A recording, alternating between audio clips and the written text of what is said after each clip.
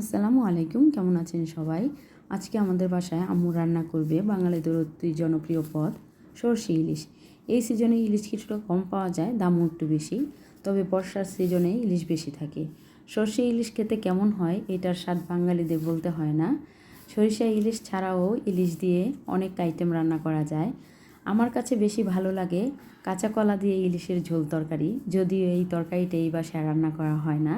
এই তরকারিটা ছাড়া ইলিশ দিয়ে অন্য সব কিছুই রান্না করা হয়। আমি কাঁচা ইলিশের ঝোল তরকারিটা বাড়িতে গেলে খেয়ে আসি। ইলিশ মাছটা কিছুটা বড় আর টাটকা হলে এর স্বাদ অনেকটা বেড়ে যায় সরষে ইলিশের। এখানে পুরো ইলিশটা আমি কাটলেও পুরোটা রান্না করব না। আম্মু 8 পিস মাছ রান্না করবে, কারণ আমরা 2 জন মাছটা খাবো, আর কেউ খাবে না। সরিষা ইলিশে অবশ্যই সরিষা দিতে হবে। আগে থেকে করা ঘরে সরিষার গুঁড়া ছিল, তাই আম্মু দিয়েছে সরিষা ইলিশে। আর সরিষা ইলিশের মাঝে 8 পিস মাছ দিয়ে দেওয়া হয়েছে। কিছুটা সময় অপেক্ষা করার পরে আমাদের সরিষা ইলিশটা সম্পূর্ণ রান্না হয়ে গিয়েছে। ভালো থাকবেন সবাই, আল্লাহ হাফেজ।